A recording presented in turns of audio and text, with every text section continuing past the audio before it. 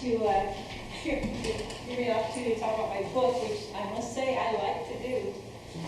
It was a lot of trouble to write it, and even more trouble getting it published.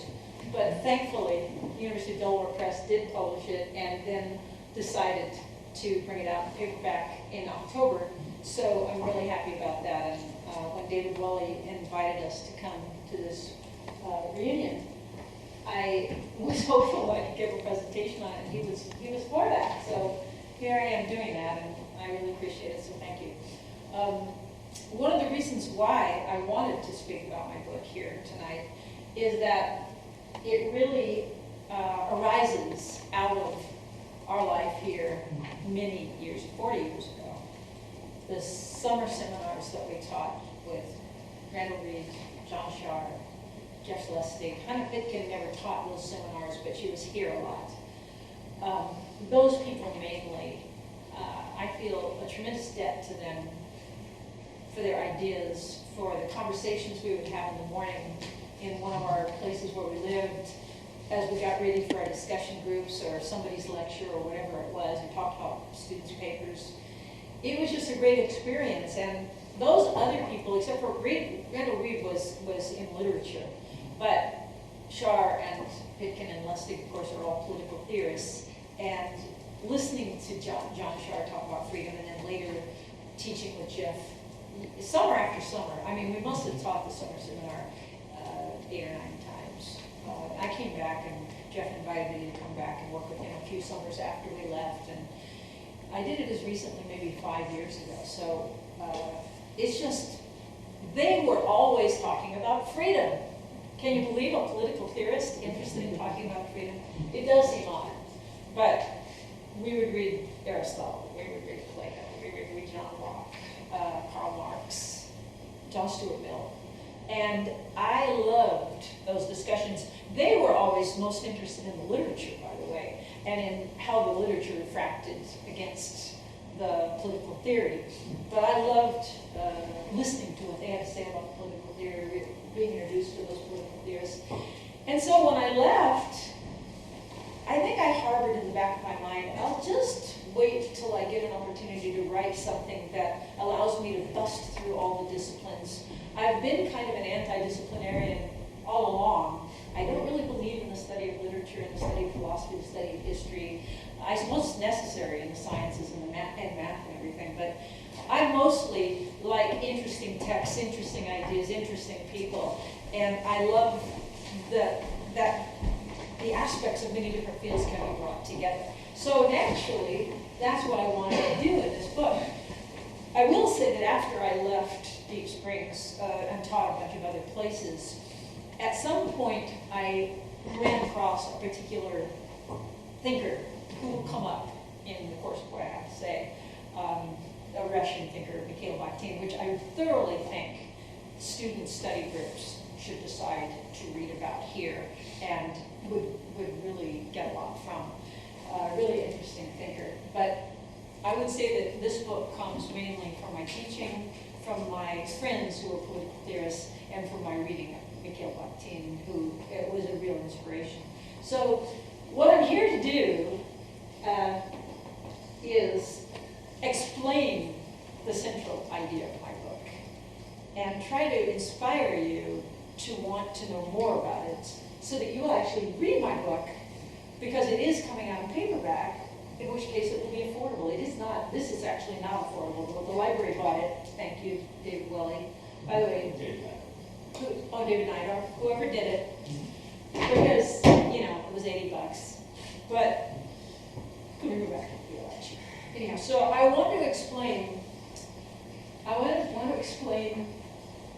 this idea of freedom that I propose in this book, which I say I don't invent, I just am the first person to actually articulate and describe it. But it's been around forever, so don't think I created anything. There's nothing creative about my book. I do want to clarify what the book is not about. I kind of criticize mainstream, popular ways of thinking about freedom in this book. And the most common way of thinking about freedom is as autonomy. And of course, course, those of you who, I love having students from the 70s here, by the way, because they read all these texts. Like my ideal audience for this book is those D-stringers who read all the political theory and literature. But you'll probably remember that the whole idea of John Stuart Mill, I should be free to do as I please as long as I don't hurt anybody, on liberty, we read on liberty. That is an idea of freedom. It is very common in the world today. It's very common in America. It's probably the prevailing notion of freedom in America today. It's in the wallpaper. It's in the air we breathe, the very polluted air we breathe. And That's what. I am a fan of that idea of freedom. I also want to do as I please, as long as I don't hurt anybody. I like to be able to practice my violin and work in the garden and write books, and I like to be free to do what I want to do. I don't say it's a bad idea of freedom, but I do argue in my book that it has been a problem. It has encouraged polarization. It has encouraged the kind of divisive thinking that blights our world. And you kind of have to read the book to get exactly how this is. But it goes in part and parcel with our fixation with rights, our fixations with laws that protect those rights. And when I get to the abortion discussion right at the end of what I'm doing, maybe I'll make that a little bit clearer. Because I do think that the polarizing issues of our day are filled with autonomy talk. I should be free to do as I please. And but different people have ideas of whether or not what I do harms somebody, and in what way it harms somebody. There's a lot of disagreement about that. So I take aim at the idea of freedom and autonomy in this book a little bit. And the other idea of freedom that I'm really interested in attacking is the idea of freedom as enlightenment. And this is not about the enlightenment. This is about a much more, I don't know, you call it superficial, but I'm quoting Plato here, so I don't think I should. But if somebody says, the truth will set you free, the truth will set you free, capital T truth, you can be free to see the truth, which usually means free to see things like I do and agree with me, and then you're just as free as I am. But I do quote Plato here in the handout. The soul of every man does possess the power of learning the truth. The entire soul must be turned away from this changing world until its eye can bear to contemplate reality and that supreme splendor which we call the good. So the idea of an enlightened person seeing the truth and the truth setting them free, looking at the blinding light of truth if you've gotten out of the cave. All of that is a very popular notion of the truth, and you often can associate it with religions, various religions which disagree with each other and have different concepts of truth. But where it comes into play in our polarizing issues of the day is, if you would just see things like I do, we would not have a problem. I know the truth. I know that capital punishment is bad, or I know that capital punishment is necessary. I know that infringing on people's rights to carry guns is wrong, or I think more people have been killed by guns than in all the wars in history. If you would just see it like I see it, you could see the truth, and that would set you free. Be enlightened like me. So one of the reasons I put the Statue of Liberty on the front of my book is that I found, and you can read my epilogue, which is very short. That would be a part of the book that you could manage like in 5 minutes. I think that the Statue of Liberty captures both of these ideas of truth and the problems associated with them. So I say both of those ideas of truth have freedom, have encouraged polarization in American culture, and by this time I really can make the argument that worldwide we have similar problems. So I came up with another idea of freedom. I had kind of a cumbersome name for it. Doesn't really trip off the tongue. Dialogic freedom. Maybe that's time to move to a slide. Oh, a good song. What? You make a good song. Yeah. So I have this other idea of freedom that has to do with dialogue and the aspects of dialogue. And I think it's really relevant to Deep Spring, so I hope that some of the students will think about it. And from the idea of not, I should be free to do as I please, not going to hurt anybody. It's more, I become more free, the better able I am to see from the perspectives of others and take action in a world they share. It presumes that really seeing from someone else's perspective is not just a way station toward understanding their arguments so you can dismantle them and beat them in a debate. That's not it. It's trying to truly see from their perspective. And if you can truly see from their perspective, it actually makes you more free. That's an idea that I think is important. So this kind of freedom involves the freedom to navigate the perspectives of others. That is to say, you can really swim in and out of conversations, of way people see things. But there's a caveat, without losing yourself in them, because there's this problem of if you just turn yourself over to somebody else's way of thinking, there can be real problems there. But it's this idea that whenever you choose something, you're choosing in a context with other people, and there are other people creating this world that you're making these choices in. What's the next slide? See what it is. So I need to credit Mikhail Bakhtin, a great thinker. He died in 1975. I discovered him when I was looking for books about Dostoevsky. I really blundered into him, but I got fascinated about his ideas about language. And he himself had a rough time of it, imprisoned by Stalin, kind of sent to Siberia, never really recovered in his lifetime. Never got his PhD, was not awarded his PhD, even though he had written a fantastic book on Rabelais that was going to transform the way people read literature.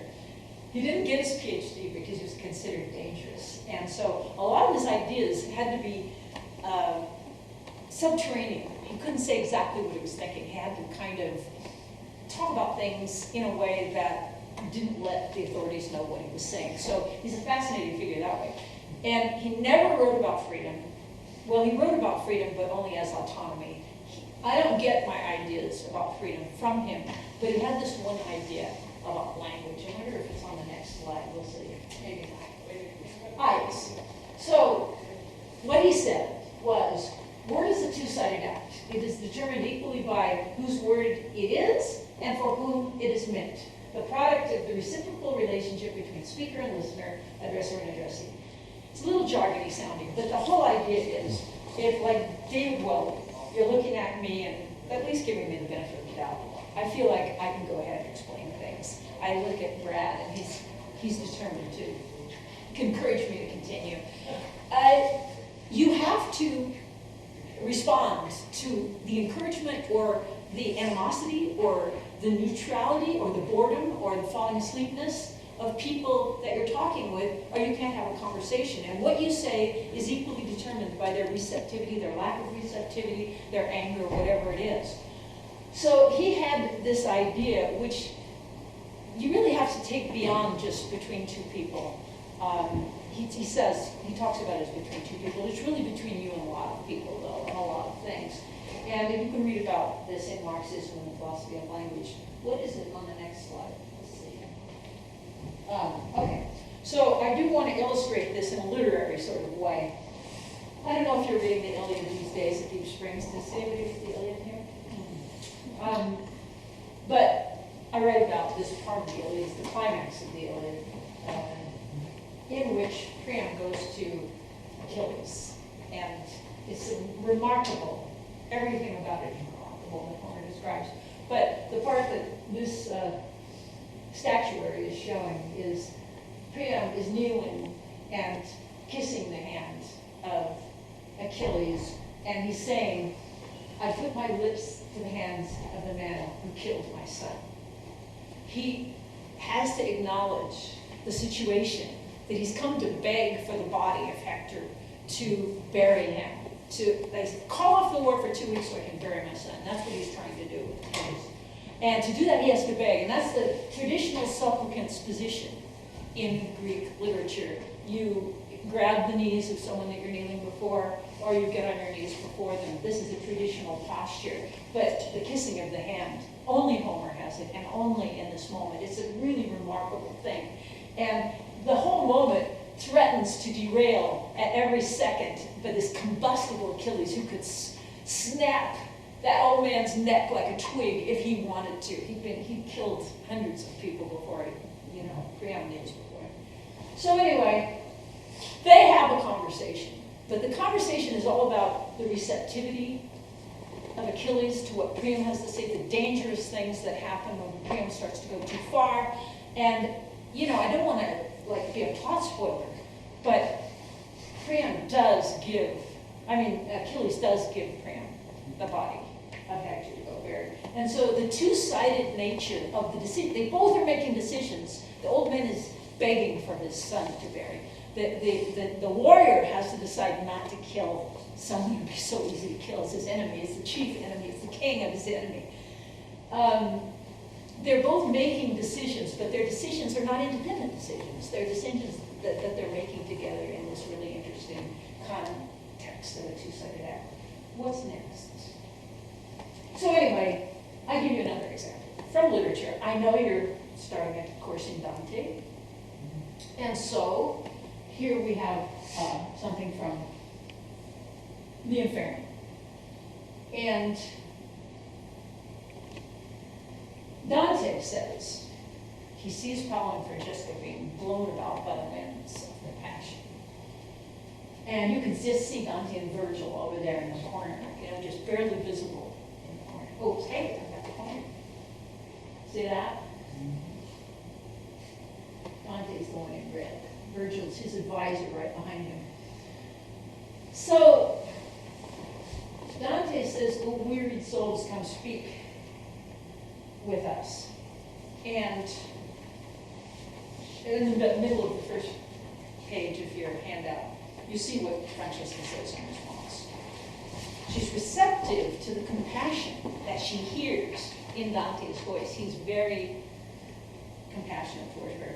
And so she says,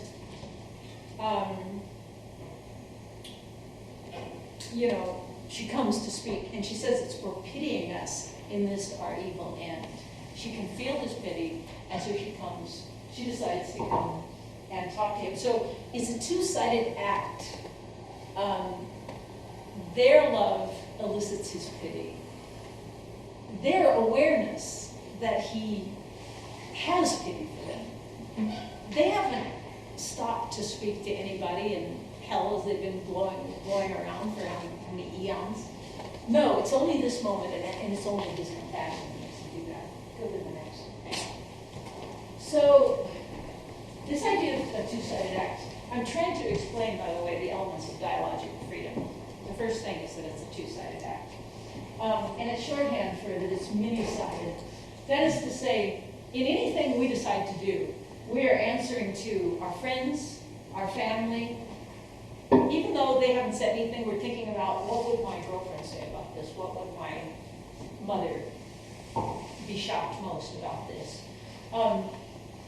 Friends, family, colleagues, the religious values that we hold, the political values that we hold, or other values, or maybe it's something more abstract. Is it reasonable or is it not reasonable? We might be subjecting something to that as we're trying to judge what we should do in any situation. Or maybe it's the law, the idea of justice, the idea of what's right.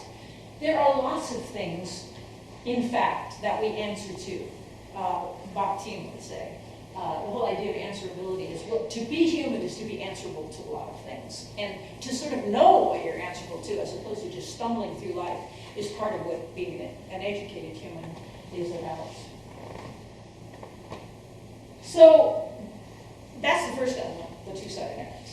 There's a second element to dialogic freedom, and it has to do with balancing the centrifugal and the centripetal forces in our lives. This is Bakhtinian terminology, and those of you who know physics know there's no such thing as centrifugal and centrifugal force, but I'm not going to get sidetracked into that. But if you look at this nice little ice skaters up there, he's standing in the center, he's twirling her around him.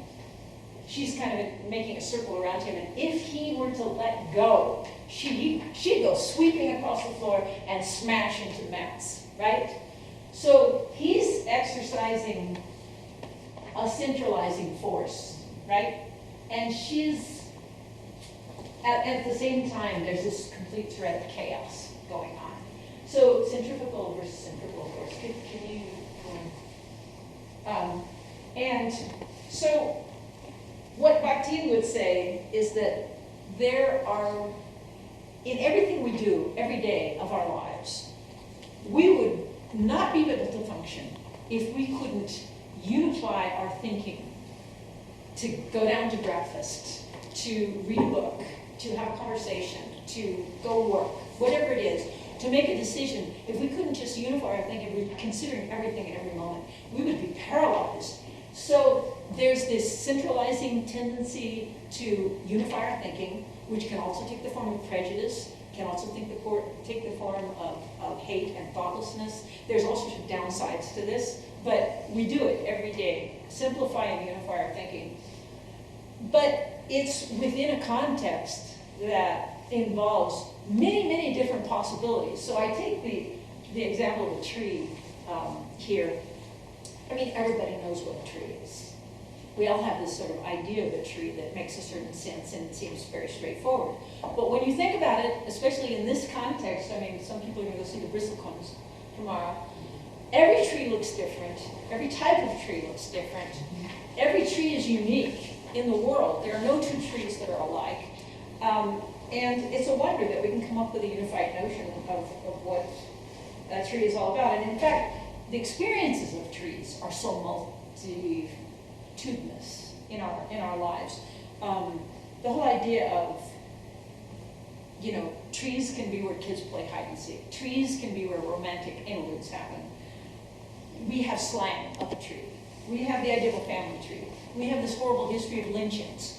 So trees play many different roles in our lives. And if we tried to think about it all at once, it would be tremendously chaotic. So what Bakhtin argued was that all the time there is a centralizing tendency to unify our thinking. And we expend a lot of effort doing that. And at the same time, reality and daily experience is full of the possibility of chaos. And even in one idea, that's the case. So I was thinking about this tree where I live. We had an ice storm, and the ice was very heavy. And this was an enormous tree. It was bigger than the cottonwoods that were here that died a few years back. Anyway, this tree just split, and the city wound up cutting it down. And there was no other tree like it. I felt like a friend was gone. Can you go to the next? So this is where we live. Bakhtin talked about this in terms of language. I'm saying you can also apply this to the idea of freedom. Because whenever we decide to do something, we have all sorts of ideas in our heads that are values or things we hold as important, or narratives of how life should go, patterns that we think are attractive. But there's these fragmenting forces, competing ideas that contradict the ideas that we think are important. And then the events of daily life that are going on every second that are totally unrepeatable moment by moment, and it's a totally chaotic force in life. And we spend our lives balancing between unity and chaos. That's what we do in language, and I say that's what we do in decisions. And so the first two then characteristics of dialogic freedom involve this idea of the two-sided act of making a decision. The second is this balancing, this complex balancing act between unifying forces and fragmenting forces. But one of the most interesting, and then the third one, the last one, involves the whole idea of navigating the perspectives of others. There are other people who don't look at the world the way you do necessarily. And sometimes you think, well, this is worth a conversation. Sometimes you think, well, I'll just let it go. But there's also situations in which you can feel like, I don't even know what to say. I can't even carry on this conversation. Maybe a scientist talks in a way that you can't follow. A doctor talks in a way you can't follow. Or a musician, a plumber, a waiter or a waitress. There's jargon for every type of work that exists in the world, and there's specialized language for every type of living in the world. And so one of the ways you can think about this is, there's layers in the ocean, and there's habitat in the ocean where some fish can swim in certain layers that are warm enough or cold enough or have the right food supply or whatever, but they can't go beyond those layers. And so the idea here, go to the next slide, is, this is just another kind of image of the same thing. Go to the next slide. You need to be able to really understand what another person is saying, really listen, really experience it as they experience it, or you yourself are less free because you can't be free to enter into the conversation. And one of the things that Matthew Bakhtin says at the bottom on the first page, professional jargons, generic languages, languages of generations and age groups, tendentious languages, languages of the authorities, of various circles in a passing fashion, languages that serve the specific socio-political purposes of the day, even of the hour. All of those things are reflect special ways of seeing the world and special situations in which you could enter the conversation or not enter the conversation, and therefore take part in the decision. So, one of the readers, one of the scholars of Bakhtin said, those who cannot learn to exploit the capacity of words to mean different things in different epistemological layers of the culture system, jargon, ways of seeing the world, are condemned to exist unfreely within a very small number of such layers. I've thought about this a lot. I know it's kind of a cumbersome statement, but when you think about racism, when you think about sexism, when you think about homophobia, when you think about the various ways in which people kind of buttonhole others and decide that they are whatever you think they are, and you couldn't really want to hear how they see the world or experience the world or whatever, it doesn't register on you, their humanity doesn't register on you, then you are the one who's less free. True, you throwing that monkey wrench into the life of another human being who's having to suffer from your racism or suffer from your sexism or from your homophobia, that's not pleasant for the object of your scorn. But that's a separate problem from the limited vision of the racist person. That limiting perspective shows a lack of freedom, and I write a chapter about Benito Cereno in my book that explores that possibility.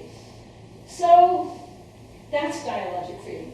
It's a two-sided act amidst forces for unity and chaos, navigating the perspectives of others. And I recommend it. And David says I should occasionally try it. Whenever we disagree, he says, didn't you just write a book about that? And shouldn't you try to see that from my perspective? And I say, point well made. Let's move on. So what's the next slide? So I did come up with a definition in my book, which I flog in every chapter and explain different aspects of by discussing fascinating works of literature. A two-sided act chosen within a field of unifying and fragmenting forces among layers of knowing that are never final. They are never final is an important part of it, which I have not explained, but it just means you can never know enough about how other people see the world. You can never stop growing. And I consider that a very optimistic thing to conclude. Can you go to the next one? So, I love my idea of dialogic freedom. I wrote a whole book about it, but I'm not unaware that there are certain problems. And I wish to share the problems and invite you to think about that as well. So we're back to Dante again, for those who are studying Dante. In this particular painting, you see Paolo and Francesca. They're still being blown around. And there's Virgil, Dante's mentor in the Inferno. And look at Dante. He says at the end of Canto 5, E cade come corpo morto carne. And I'm sorry to tell you that that means, and I fell like a dying body falls. it was not a good ending. In all that empathy that he had for Paolo and Francesca, he fainted. And a lot of people have, when you read Dante here at Deep Springs, you're going to be discussing and debating what the hell that all means. Could you go to the next slide? Oh, so wait, I'm sorry, go back again. I don't have more on Dante there, okay. But if you look at my little handout here,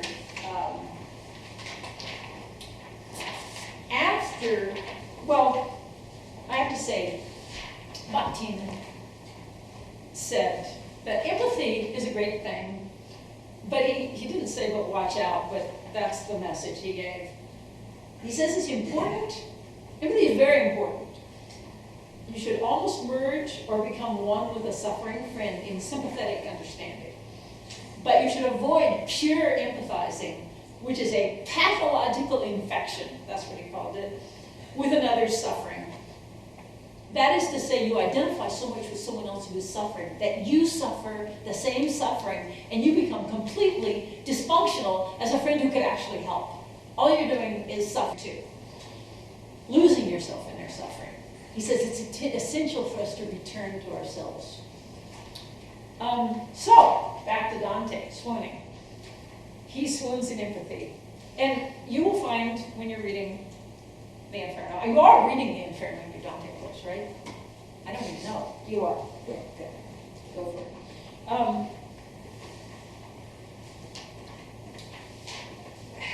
There are two Dantes in the Inferno. There's Dante the pilgrim, who swoons in empathy, and he's described as a character in the Inferno. And then there's Dante the poet, who tells the whole story and puts Paolo and Francesca in hell, and has the pilgrim swoon, and writes about it. So you do have to understand that there's tremendous tension going on at all times, which is why the very beginning of Canto 6 says, and I'll give you the Italian here, al tornar della mente che si chiuse. That's how it begins. Upon my mind's return from swooning shut. Now think about that. It's not just that he fainted, but his mind closed. That's not so good. So it's this idea of dialogic freedom does recommend tremendous empathy, trying to see from the perspectives of others. But you have to keep your foot in whatever your own values and reality are, otherwise you lose yourself in that perspective. Now, the next slide gives me one of my favorite examples of such a thing. Is anybody reading Paradise Lost these days at Deep Springs? Does that get read? You really should be reading it. Well, here's one of the problems. And I'm just going to give you, this is a plot spoiler too. Do you know about how Satan tells Eve to eat the apple, and then she does, and then she gives it to Adam? That's the whole plot of Paradise Lost. So Satan says to Eve, man, this Satan is kind of cute, whispering, but he is a snake, and he's somewhere is that snaky body. Yeah, there's the coils of the snake. And there's Eve looking pretty fetching. Satan says to Eve, look on me who have touched and tasted, yet both live and life more perfect have attained than fate meant me by venturing higher than my lot. Okay, so I'm saying here, if you were really good at seeing from the perspectives of others, Lauren's reading this chapter right now, aren't you, Lauren? Did you take away from reading this chapter that Satan can see from the perspective of just about anybody? He's like a virtuoso of that. Well, if you could easily see from everybody's perspective all the time, wouldn't you be tempted as all get out to manipulate them to get what exactly you want? So if the better you get at dialogic freedom, the more of a temptation you have to be an evil human being. And so he's manipulating Eve, and I'm going to go to the next slide and show you just how good he is at it. This is one of the high points of Paradise Lost. Eve, a very reasonable person, I have to say. Milton presents her as a very reasonable human being. Of this tree we may not taste nor touch, God so commanded and left that command sole daughter of his voice. The rest, we live law to ourselves. Our reason is our law. Okay, so I have that read up there in addition. Our reason is our law. Now, if you wanted to do something bad, and she said that to you, wouldn't you kind of get the message is all I've got to do is be reasonable, and I've got this woman where I want her, right? Okay. Satan, look on me. Okay, so follow your eyes. Look on me. Me who have touched and tasted, yet both live and life more perfect have attained than fate meant me, by venturing higher than my lot. Shall that be shut to man which the beast is open? Or will God incense his ire for such a petty trespass, and not praise rather your dauntless virtue, whom the pain of death denounced, whatever thing death be? Deterred not from achieving what might lead to happier life, knowledge of good and evil. Of good, how just. Of evil, if evil be real. Why not known, since easier shunned? Is that not reasonable? There's a blizzard of good reasons why she should eat that fruit. And the parts that I put in red, I just want you to see how brilliant Milton is here. He says, life more perfect have attained than fate meant me. Fate. Fate, that's a pagan concept. And Christians don't think fate rules the world. They think God rules the world. And so he's demoted God to fate in the course of making a rational argument that she should ignore that command. Shall that be shut to men, which to the beast is open, or will God incense his ire? Okay, ire. I don't know how much you know about the Christian God, but have you ever heard of perfection? Would a perfect being be subject to anger? Remember Achilles? He's going to snap Priam's neck. That's anger. God is not angry. He might have righteous indignation, the word righteous being part of it. He would judge people, throw them into hell, maybe. But ire, that's like a lack of self-control. He's demoting God to this being that's capable of having a tantrum. That's a very smart move. For such a petty trespass. Wait a minute. He said, this is the only law. Don't eat from this tree. You do that, you're screwed. And it's being demoted to a petty trespass. And not praise rather your dauntless virtue, whom the pain of death denounced, whatever thing death be. That is so brilliant. Because guess what? There was no death until Adam and Eve fell in paradise, according to that story. So how are they supposed to be scared by the concept if you're going to die, you're becoming immortal, if you eat this fruit, if they don't have any concept of what death is, all of the trees have eternal fruit on them, the animals dance together, there's no fangs, there's no red and tooth and claw, Hobbes, all that Hobbes stuff doesn't exist. Whatever thing death be. Uncertainty, he's inserting uncertainty. Deterred not from achieving what might lead to happier life, knowledge of good and evil, of good how just, of evil, if evil be real. Same idea. There was no evil. Anyway, he's just so reasonable. I just am so impressed by that Satan. What's the next? Okay. So, it being Deep Springs, I thought we should have a nod toward the FBI's attempt to find Charles Manson yesteryear, long before you were here. But there was a guy who could see what other people were thinking, appeal to their greatest needs, and get them to lose themselves into his vision of things. He could manipulate like crazy, and he's still in jail for it, and a lot of his followers. So the downside of these various aspects of biologic freedom are not to be ignored. So I become more free, the better able I am to see from the perspectives of others and take action on the world they share. So I thought I'd give a quick little practical application, because I decided after writing about literature for the whole book, I should have a chapter on whatever I consider to be the most polarizing topic. And it's funny, because although I wrote most of this like 5 or 6 years ago, guess what? Abortion is still one of the major polarizing issues in America. It practically derailed Obamacare in the last votes about it. And the last few years, more votes have been taken in state legislatures about abortion, trying to criminalize it, in the whole history of the controversy. So it's still big news in case you think it's a boring issue. So I thought one of the fun things about the abortion debate was that both sides have a complete fixation on the idea of rights. And this idea of rights involves the freedom as autonomy concept, because you protect your rights, your autonomous rights. That's what it's all about.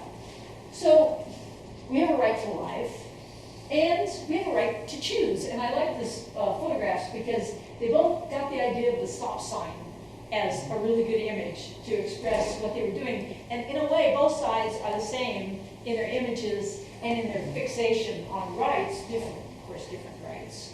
And both sides completely enthralled with the idea of enlightenment dismiss each other as fools because whether you're pro-life or pro-choice, you're the enlightened one. Go on. And so the whole idea of living in echo chambers, living among people who already agree with you, I swear it's very difficult to discuss abortion with anybody. Most people who are polite don't do it. So go on. And the thing is, it's not just that you stay with the echo chambers that are comfortable to you, but if you go to the websites, like for the pro-life or for the right to life, what you will see is messages that are, they're couched in such a way that people who already agree with you will be very satisfied. People who disagree with you will not be enlightened. They will be offended. And it's intentionally that way. The desire to alienate and offend the people who disagree with you is very deeply entrenched on both sides of the debate. So, these inflammatory messages, why don't you spend your time ending rape rather than redefining it? Or unborn babies feel pain. That's big in the legal news in the last few months. Can you go on? So, I say, well, what's to be done about this in a practical way? As I researched the kinds of groups that are really trying to develop ways to use less polarizing language to help people become more free in the world, I ran across this group called the Public Conversations Project, which is still in action and still doing fantastic work all over the world. This woman in Cambridge founded in 1994, and they created, and now in many states and countries, they created these conversations designed to help people who are completely opposed in their thinking to each other of actually being able to carry on a conversation. So go to the next slide, and you can see just how they do this. I was fascinated by this, and I actually want to try it sometime. I've never had the opportunity. But instead of just having people defend their views, which is usually what happens, or debate, they do things like, they ask people, well, what are the events and personal experiences that have shaped your views? So you don't go to the views themselves, you go to the personal experiences that have shaped them, so it focuses people on their personal experiences. And then, do you have mixed feelings or uncertainties in your own perspective? And once people acknowledge that they do have contradictions in their own thinking on a subject like this, it's much easier to carry on a conversation with other people similarly ambivalent. Go on. So, when you try to use this idea of dialogue and freedom in life, it's the thing about in yourself, trying to in yourself identify the people and values that really influence you, that you feel answerable to. Like when you do something, you say, well, what will so-and-so think? Even if you don't consciously have that in your mind, you are wondering whether a certain friend or a certain family member is going to like or not like what you're talking about, or maybe it's someone you admire. Try to understand who those forces are in your own life, and also whether there are conflicts between the people you really care about and feel like you answer to. And then when you do confront others who you feel like are on a different planet from you, try to figure out who they answer to, what are the values, what are the religious values, the political values, whatever, value about human life that they answer to. And in it all, is there any common ground between you? So, I read this book, and this is kind of a short version of major subjects and arguments in it. I don't really try to expand in a presentation like this, but the idea is to get people thinking about freedom in a different way and using great works of literature with these incredible moments of choice that are problematic to illustrate the ideas about freedom, and then inspiring people to think about in their own lives how it might be different to think about freedom in this dialogical way. So that's it. And questions?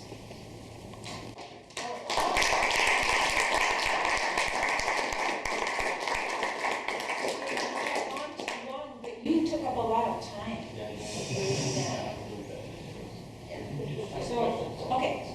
I have a question, and I guess it relates to Deep Springs because I feel like students, whether they realize it or not, maybe get some sense of this dialogic freedom while they're here because they're living in a small, intentional community where maybe on a much smaller scale than something like abortion or pro-choice or whatever, they're having to sort of reconcile their own thoughts and wills and ideas about things with other people. So I feel like they get a taste for that here and they get a certain kind of awareness, which maybe feels like the awareness translates into a sense of freedom or empowerment. But then I also get a sense that when they go out into the world outside of Deep Springs, that the demands, like the very sort of basic raw demands of the world, I'm not going to say that they thwart that freedom, but they make it seem a little bit less relevant because they're pressing and I'm talking about very basic things like feeding yourself, finding a job, earning a living, and being able to sort of create a life for yourself, that those demands that I'm wondering how that gets reconciled with a notion of dialogic freedom when you kind of want to be able to maintain autonomy in a world that is sometimes not interested. Right. Well, that whole idea of feeding yourself and putting a roof over your head and that sort of thing, that goes back to Aristotle. Okay. And the difference between the realm of necessity and the realm of freedom, right? Okay. But as long as you're completely in a situation where you have to struggle to stay alive every day and to keep your children alive, and just in desperation as so many people are right now in the world, the luxury of freedom, in whether it's the Millian sense of the word, or the Platonic sense of the word, or my dialogic sense of the word, those are all luxuries if you're merely trying to survive.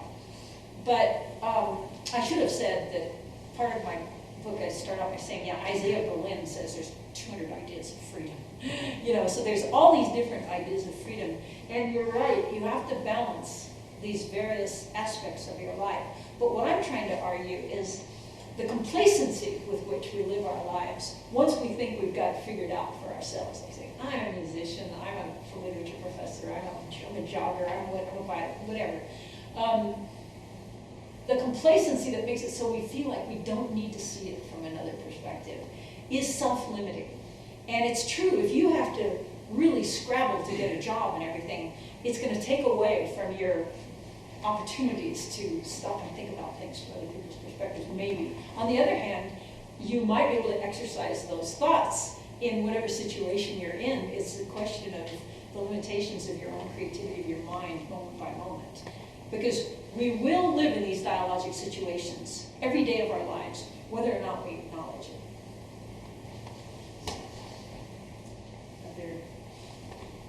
Yeah. It seems ironic to me that in defining freedom in the way you suggest, it might put people in a position in which they would want to reject it. We always think freedom is something everybody wants. Everybody wants to be free. But if you're telling me that I should be open to views that I consider evil, then I don't want it. I don't want my freedom. Right, that is a problem. And it's not like you should, I'm advocating that you should consider what Charles Manson's perspective is, and you should consider how hard his life must be in prison now. There are going to be limits. That's why I say you've got to keep one foot. You have to, Kafka talks about that too. You've got to keep one foot in your own values, your own reality, your own complex efforts to centralize your sense of yourself day by day amidst the chaotic forces of life. You're always working on doing that, and you can't relinquish that work just because you're deciding to want to be more free by seeing things from other people's perspectives. And I'm saying, yes, most people are going to resist it. That's why I'm trying to convince them to think about it differently in my book. You know, it's like, I realize that I'm not going to be able to just convince somebody just like that. I'm going to have to make an effort and make an argument. Because, so you're right, that the real resistance is from people who say, look, I've worked with those people all my life, and I can tell you that they're not like you and me, and I don't want to trust them behind the cashier, the cash register, and that's the way it is. Don't try to confuse me with your questions. You know, and I say, okay, they have those ideas, but they're less free because of the restrictions that those ideas place on them. Does that make sense? So, yes, Jake? Oh, no, sorry, I'm just Oh, you're just speaking. Any other? Yeah. Yeah, when you were talking that, I was thinking about the skill that you were describing is the skill that politicians use to get votes and to persuade different blocs to vote for them. And I got thinking about Bill Clinton because His empathy. right, he was a brilliant politician in using a highly attuned empathetic sense to make people feel as though he agreed with them, even when he didn't. And when he would win over a room with his very well-developed dialogic sense. Yes. And then he would go do what he always believed, but didn't really reveal to the crowd that he believed. So it seems to me like another pitfall in the point of view you're describing is that it might be more difficult to exercise leadership if you had a highly attuned sense of dialogic freedom. You mean responsible leadership or leadership? I mean, he's very successful. You've just given a good endorsement of a manipulative approach. Let me just give you a little parenthesis here. I gave a presentation in Stockholm last summer at a Bakhtian conference. And in the audience, there were people from all over the world. There was this journalist from Iran, from Tehran, who was a dissident journalist. And there was a philosopher and linguist, young guy from Tel Aviv. And they were fast friends. They met each other there, and they were both struggling against their governments in ways that got them, well, the guy in Tel Aviv had been beaten up a lot and imprisoned, but the one in Tehran has kept his mouth shut in Tehran, so he was still alive. They're both quite young. And I gave I thought, pretty persuasive, there was a panel discussion, and I was part of it. And the Tel Aviv guy, who was really brilliant, he said, well, I think this is very useful ideas, especially your chapter on Benito Sereno, where if you're in an asymmetrical war situation, and you can really understand how your enemy thinks, you can figure a way to fight your enemy. And I thought, God, I'm such a pacifist. And this is his takeaway from my book. And he knew that I would, smile and say, thanks a lot. So the idea that I said, dialogic freedom, it's fascinating, it's important, we need to know more about it, it's also dangerous. How can you make your own point of view clear without alienating your audience? Well, how can you make your own point of view clear without Alienating your audience? If you're putting all of your effort into understanding a different point of view than your own. Well, if you're trying to understand their point of view. Does it take two?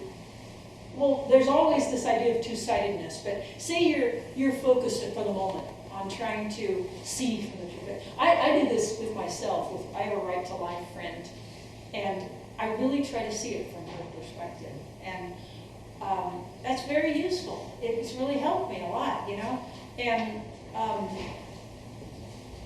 if, on the other hand, you're trying to explain your pro-life, say you're pro-life, and you want to explain your pro-life perspective, I think it would be good to go back to if you can go back a few slides to the Public Conversations Project, because if you wanted to try this experiment, to sit down with people who were disagreeing about guns or death penalty or whatever it was, and you said, well, what experiences led you? Maybe a sister was raped, maybe they had an abortion earlier in life, but whatever it was.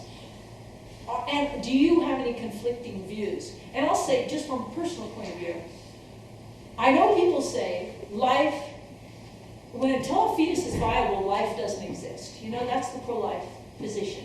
Well, I want to say that as soon as... Pro-choice position. No, I mean, so the pro-choice position. Thank you.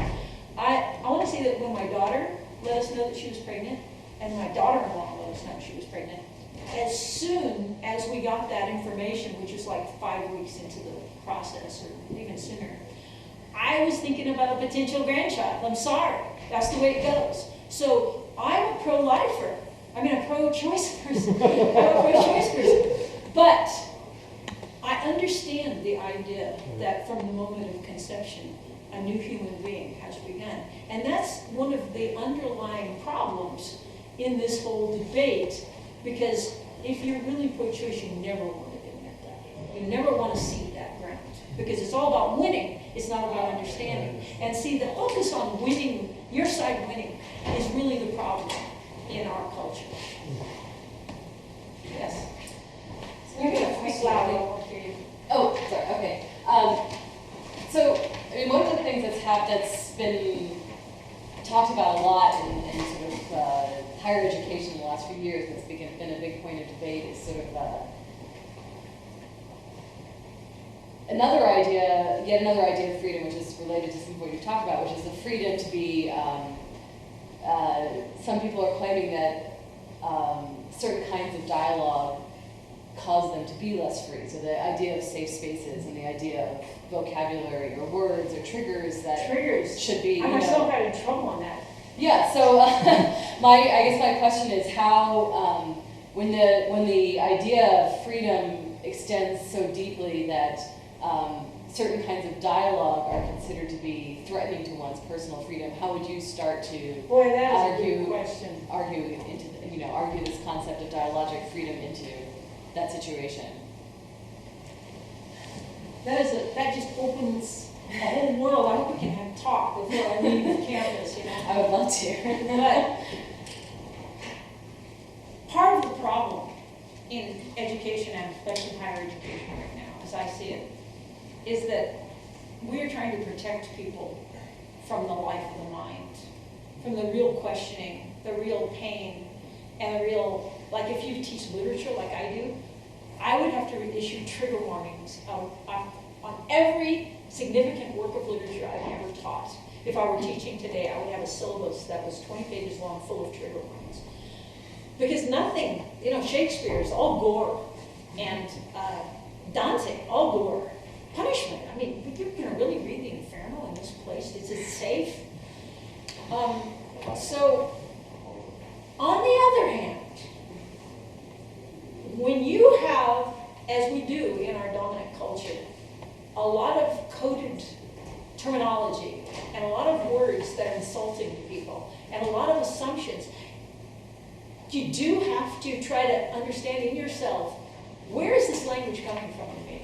What is it that I answer to that makes me want to speak in this way rather than that way? And the degree to which we can understand in ourselves the values that have created a problem in our culture and that are also within us, that continues to make us part of the creation of that problem.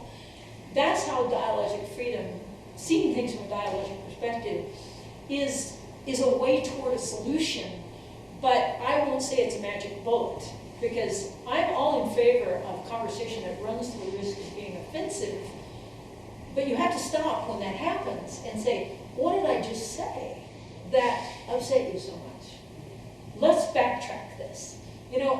Conversation, I think all of the great authors that I love to write about in my book knew that freedom was difficult. And that there was no utopia on the horizon where we were going to solve the problems of human beings living together and hurting each other. That is not going to happen.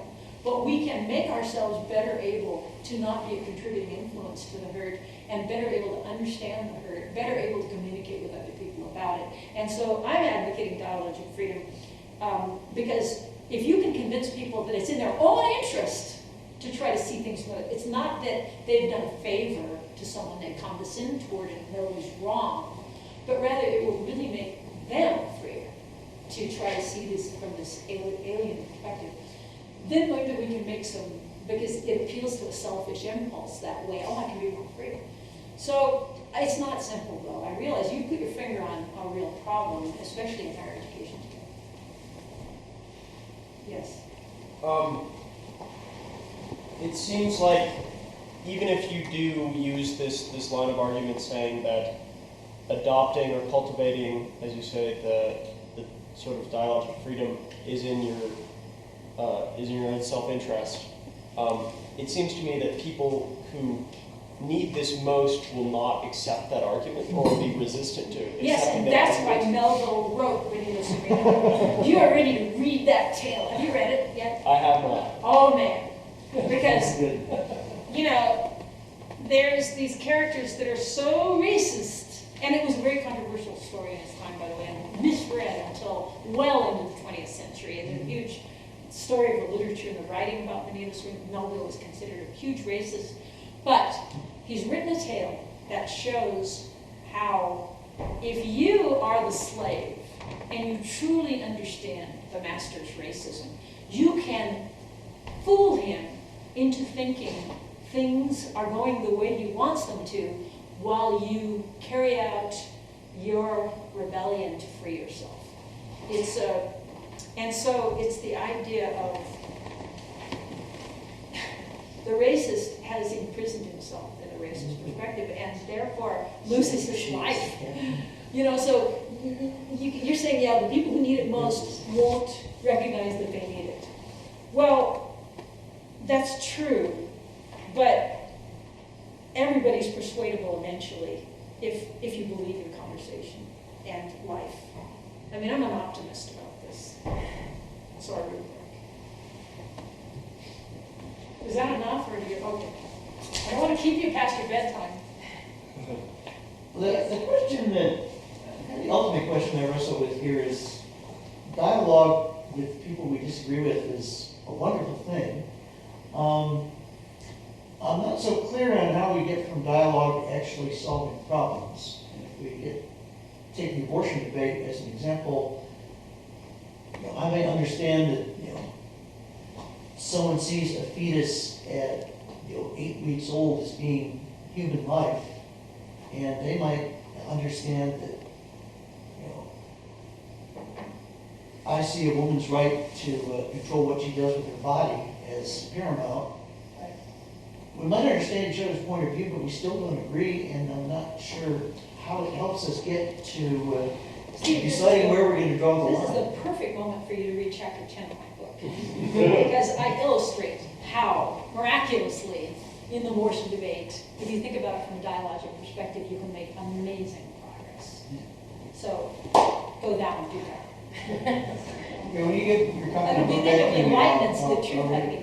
What? When you give your copy of the book back to me, I'll read it. You can stop listening and just read it now. Skip it. Okay, so thank you guys for coming and indulging me to talk about my book, At Deep Springs, where it was born. And it did take a while to write, but the ideas just had to keep percolating all those years for them to come to fruition. And it was fun to be able to talk.